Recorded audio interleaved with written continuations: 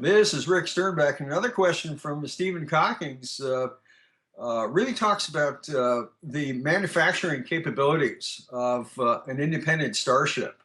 If you leave Starbase with, let's say, a limited number of photon torpedoes or a limited number of shuttlecraft, how do you get more of them if you're away from home?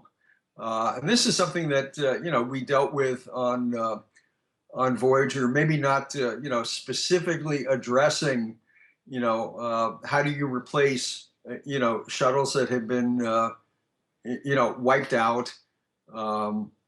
We actually thought about the shuttle question. Most construction materials can be replicated fairly easily. If we have, an industrial type replicator, you can build a shuttle hull. Okay, so we've built shuttles. Tom Paris was able to get the Delta Flyer built. Okay, so where did we get all those materials? Well, you get them from planetary resources. You get them from asteroids. There's lots of raw materials out there. You can make new alloys.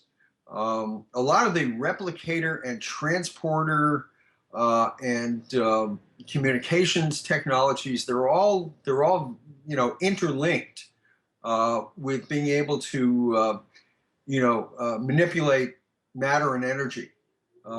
So the basic hull of a new shuttle, or the casing for a photon torpedo, can be made during, let's say, a planetary layover, or in orbit around, a large asteroid.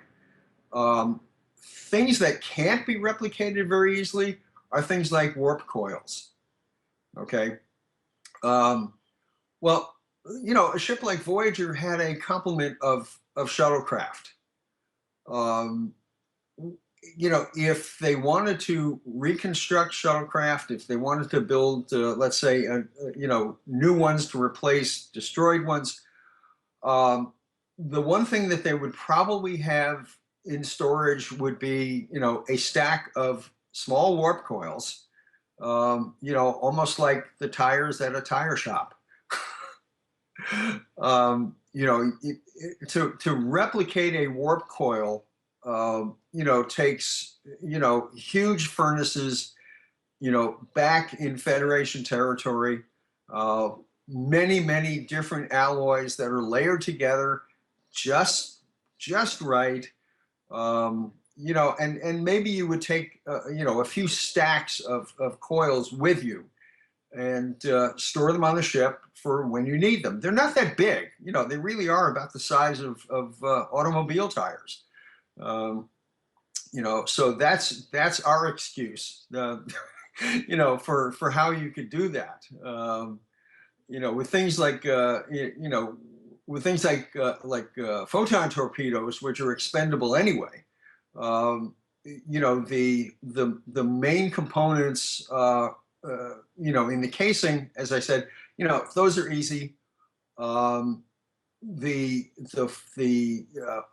detonating materials are simply deuterium and anti-deuterium. So it's matter and antimatter, and you can produce matter and antimatter from a gas giant planet. Okay, takes some time. You have to run the refinery equipment. The antimatter generator uses up 10 times as much matter as it produces antimatter. So between episodes, the crew can sit somewhere making more fuel.